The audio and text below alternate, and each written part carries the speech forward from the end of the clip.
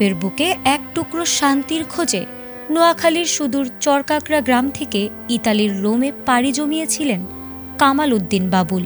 ক্যাসেলোত্তি এলাকার ভিয়া মন্তেলিওর একটি শান্ত অ্যাপার্টমেন্টে স্ত্রী আরজু বেগম, বড় ছেলে অয়ন আর 5 বছরের ফুটফুটে কন্যা সন্তান আরিশাকে নিয়ে গড়ে তুলেছিলেন এক স্বপ্নের সংসার।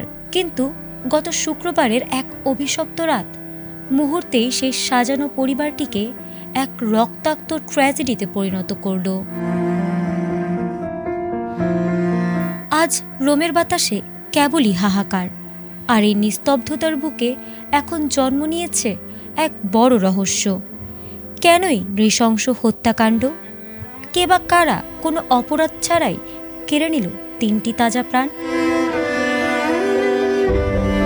সেদিন রাতে 4 দেয়ালের ভেতর যখন প্রতিদিনের মতোই হাসি খুশি গল্প চলছিল, ঠিক তখনই অন্ধকারের সুযোগ নিয়ে দরজায় কড়া নাড়ে যমদূত। এক বা একাধিক অজ্ঞাত পরিচয় দুর্বৃত্ত ধারালো অস্ত্র নিয়ে অতর্কিত হামলা চালায় এই নিরপরাধ পরিবারের ওপর। চোখের পলকে ঘাতকের নির্মম আঘাতে রক্তাক্ত হয়ে মেঝেতে লুটিয়ে পড়েন কামাল উদ্দিন ও তার স্ত্রী আরজু। নরপিশাচদের হাত থেকে রেহাই পায়নি। সঠিক প্যাড আর সঠিক তথ্য দিয়ে এসব সামলে নিব এক হয়ে। Monalisa sanitary napkin. অবুঝ শিশু আরিশাও চোখের সামনে মা বাবা আর বোনকে বাঁচানোর জন্য বুক চিতিয়ে লড়েছিলেন 20 বছর বয়সী তরুণ আমির হোসেন অয়ন। কিন্তু ঘাতকের হিংস্র ছুরির আঘাতে গুরুতর জখম হয়ে তাকেও ছিটকে পড়তে হয়। রক্তাক্ত অয়ন যখন কোনো মতে ঘর থেকে বেরিয়ে প্রতিবেশীদের উদ্দেশ্যে সাহায্যের জন্য চিৎকার করছিলেন, ততক্ষণে ভেতরে স্তব্ধ হয়ে গেছে 3টি প্রাণ।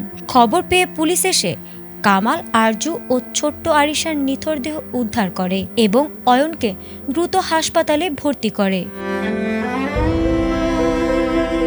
এদিকে তদন্তে নেমে রোম পুলিশ পেয়েছে এক চাঞ্চল্যকর সূত্র। অ্যাপার্টমেন্টের বাইরের ফুটপাত এবং একটি ডাস্টবিনে রক্তের দাগ খুঁজে পেয়েছেন ফরেনসিক বিশেষজ্ঞরা। ধারণা করা হচ্ছে পালিয়ে যাওয়ার সময় খুনিরা এই দাগ রেখে গেছে। পুলিশ এখন সিসিটিভি ফুটেজ ও রক্তের ডিএনএ মিলিয়ে দেখছে। এই নৃশংসতার খবর নোয়াখালীর গ্রামের বাড়িতে পৌঁছা মাত্রই সেখানে নেমে এসেছে শোকের মাতম। ইতালির প্রবাসী বাংলাদেশিরাও এখন ক্ষোভে ফুঁসছেন আর একটাই দাবি তুলছেন, দ্রুত খুনিদের গ্রেপ্তার করে দৃষ্টান্তমূলক শাস্তি দেওয়া হোক। ফারহানা হক, ATN বাংলা।